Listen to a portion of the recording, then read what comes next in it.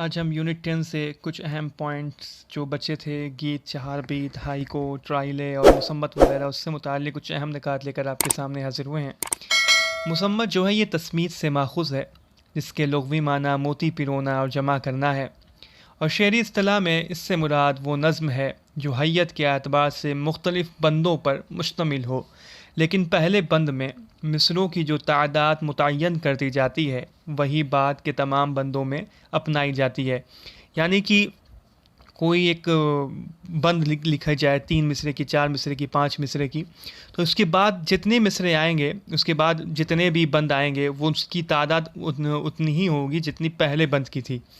اور اس میں اور بھی باتیں ہیں کہ مسمت کا پہلا بند کا تمام مصرع ہم قافیہ ہم وزن ہوتا ہے، تو جو پہلا بند ہوتا ہے اس کے تمام مصرے جو ہوتے ہیں ہم قافیہ ہوتے ہیں، ہم وزن ہوتے ہیں۔ پھر اسی وزن پر کئی اور بند لکھی جاتی ہے، لیکن ہر بند کا قافیہ جدا ہوتا ہے۔ یعنی کہ اس کے بعد جو پہلے بند کے تمام مصرے ہم قافیہ ہم وزن ہیں، اس کے بعد جو دوسرے بند آیا یا تیسرا چوتھا بند آیا ہے، اس کے جو وزن، اس کا جو قافیہ ہوتا ہے وہ پہلے بند سے جدا ہوتا ہے، لیکن مصرع آخر ہر بند کے قافیہ میں بند اول کے تابع ہوتا ہے۔ لیکن جو پہلے بند کے علاوہ جو تمام بند آ رہے ہیں اس کا قافیہ جدا جدا ہے، لیکن جو آخری مصرع ہے تمام بند کا، اس کا جو قافیہ ہے وہ پہلے بند کے تابع ہوتا ہے۔ مسمت کی 8 قسمیں ہیں: مثلث، مربع، مخمس، مسدس، مسبع، مسمن، متسع و معشر۔ تو مثلث سے معنی 3 کے ہوتے ہیں، مربع 4 کے معنی، مخمس 5 کے معنی میں آتے ہیں، مسدس 6، مسبع 7، مسمن 8، متسع 9 اور معشر 10 کے معنی میں یہ آتا ہے۔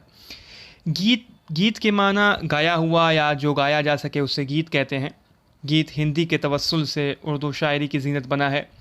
اردو میں گیت کی روایت امیر خسرو کے عہد سے مانی جاتی ہے۔ چہار بیت گروپ مقابلے میں گائے جانے والی صنف ہے جسے اکھاڑا یا دنگل کہتے ہیں۔ یہ صنف پشتو سے اردو میں منتقل ہوئی ہے۔ اس کے مصرے 3 سے 9 تک ہو سکتے ہیں۔ مولانا عرشی نے چہار بیت کو پٹھانوں کا لوک گیت کہا ہے۔ چہار بیت قوالی کے انداز پیشکش سے زیادہ قریب ہے۔ چہار بیت کی ابتدا ہندوستان میں رامپور کے عبدالکریم خان غزنوی نے کی تھی۔ ہائیکو جاپان کی مشہور و معروف صنف ہے جس میں محض 3 مصرے ہوتے ہیں، بشرطے کہ ان کے تینوں مصروں کے کل ارکان 17 ہو جائیں۔ پہلا مصرع 5، دوسرا 7 اور تیسرا 5 کے وزن پر۔ اس میں قافیہ نہیں ہوتا۔ اردو شاعری میں ہائیکو کا موجد نادم بلخی کو مانا جاتا ہے۔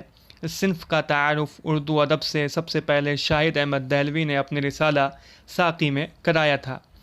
ترائلے 8 مصروں پر مشتمل ایک فرانسیسی صنف سخن ہے۔ مظہر امام کے مطابق اردو میں سب سے پہلا ترائلے نگار عطا محمد شعلہ ہے۔ تو ترائلے کے جو موجد ہیں، یعنی اردو میں سب سے پہلے جو ترائلے نگار ہیں وہ عطا محمد شعلہ ہیں۔ ثلاثی یہ ہائیکو سے ماخوذ صنف شاعری ہے جس میں صرف 3 مصرے ہوتے ہیں۔ اس کے تینوں مصرے برابر ہوتے ہیں۔ حمایت علی اس صنف کے موجد ہیں، یعنی ثلاثی کے موجد حمایت علی ہیں۔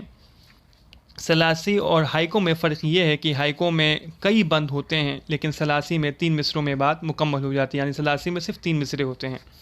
ہائیکو کے مختلف مصروں کے ارکان مقرر ہوتے ہیں، یعنی کہ پہلا مصرع 5، دوسرا 7 اور تیسرا 5، اور ثلاثی میں ایسی کوئی قید نہیں ہے۔ ثلاثی کے تینوں مصرے جو ہیں برابر ہوتے ہیں۔